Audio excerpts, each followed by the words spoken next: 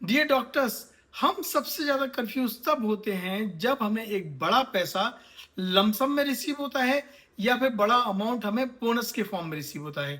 तब हम कंफ्यूज हो जाते हैं कि इन्हें लमसम में इन्वेस्ट कर दें, एक साथ इन्वेस्ट कर दें या फिर एसआईपी के फॉर्म में इन्वेस्ट करें। एक गलत डिसीजन हमें 5 से 10 लाख रुपए का लॉस भी करा सकता है। मैंने अपने 10 से 12 साल के इन्वेस्टिंग करियर में बहुत कुछ सीखा है। मैंने अपने बिजी शेड्यूल में हॉस्पिटल और क्लिनिक्स के बीच में एक ऐसा सिस्टम डेवलप किया है जो डॉक्टर्स के लिए परफेक्टली वर्क करता है। और आज के वीडियो में मैं आपसे वो इन्वेस्टिंग फ्रेमवर्क शेयर करने वाला हूं, इसलिए पूरा वीडियो ध्यान से सुनिए। और यदि आप मेरे इस चैनल पर नए हैं तो इसे जल्दी से सब्सक्राइब कर लीजिए। अब दोनों में बेसिक डिफरेंस क्या है हम समझते हैं। लमसम मतलब एक बड़ा अमाउंट एक साथ इन्वेस्ट कर देना, जैसे कि आपने 10 लाख रुपए म्यूचुअल फंड में एक टाइम पर इन्वेस्ट कर दिए। एसआईपी मतलब होता है कि आप रेगुलर इंटरवल्स में डिसिप्लिन के साथ में एक फिक्स अमाउंट इन्वेस्ट करते हैं, जैसे कि 50,000 रुपए एक म्यूचुअल फंड में रेगुलर इंटरवल्स में इन्वेस्ट करना। इन शॉर्ट, लमसम टाइमिंग का गेम है और एसआईपी डिसिप्लिन का गेम है। अब हम करंट सिनेरियो की बात करते हैं। मार्केट ऑलरेडी टूट चुका है, अपने हाई से ऑलमोस्ट 15 से 20% डाउन है। मार्केट वैल्यूएशन काफी रीजनेबल हो चुकी है, लेकिन जियोपॉलिटिकल टेंशन के कारण मार्केट में वोलेटिलिटी बनी है। मार्केट में शार्प अप मूव भी आ सकता है और शार्प डाउन मूव भी आ सकता है। यदि ऐसी सिचुएशन में हम लमसम इन्वेस्ट करते हैं या ऑल इन करते हैं तो शॉर्ट टर्म के लिए रिस्की हो सकता है। आइए अब हम समझते हैं कि लमसम कब बेस्ट होता है। फर्स्ट ऑफ ऑल, जब मार्केट में क्रैश आता है, जब मार्केट 15 से 20% टूट चुका हो, मार्केट में एक बड़ा करेक्शन आया हो, जब आपका इन्वेस्टिंग होराइजन 5 से 10 साल प्लस का हो, यदि आप इन्वेस्ट करके पैनिक नहीं होते हैं, यदि मार्केट डाउन भी आता है तो आप मेंटली स्टेबल रहते हैं, तब आपके लिए लमसम इन्वेस्टमेंट बेस्ट होता है।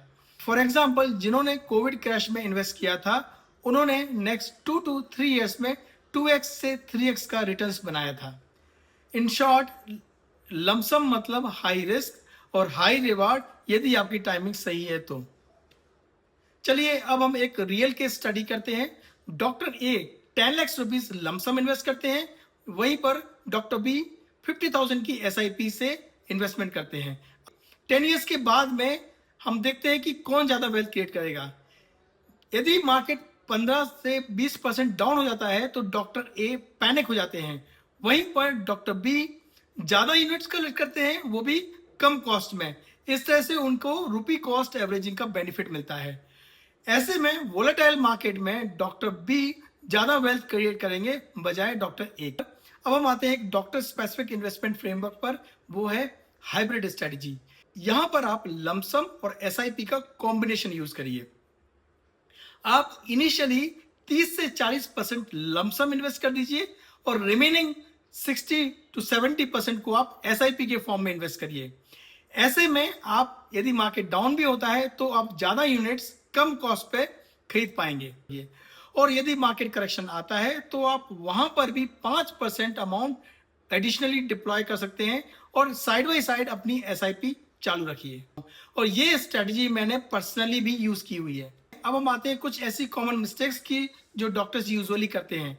सबसे पहला तो लमसम इन्वेस्ट करके भूल जाते हैं। दूसरा, व्हाट्सएप टिप्स पर इन्वेस्टमेंट करना शुरू कर देते हैं। मार्केट गिरने पर एसआईपी को बंद कर देते हैं। चौथा है एफडी और रियल एस्टेट में ओवर इन्वेस्टिंग कर देना। एक सिंपल रूल याद रखिए, यदि आप बिगिनर हो तो एसआईपी आपके लिए बेस्ट है, और यदि आप एक्सपीरियंस्ड हो तो मार्केट क्रैश में लमसम इन्वेस्ट करिए, और यदि आप स्मार्ट इन्वेस्टर हो तो आप हाइब्रिड स्ट्रेटजी यूज कर सकते हैं। क्योंकि वेल्थ क्रिएशन का एकमात्र सीक्रेट है consistency is more important than timing the market. यदि आप डॉक्टर हैं और फाइनेंशियल फ्रीडम अचीव करना चाहते हैं तो मेरे इस चैनल को सब्सक्राइब जरूर कर लीजिए और कमेंट पर लिख के बताइए कि आप एसआईपी करते हैं या लमसम इन्वेस्टमेंट करते हैं।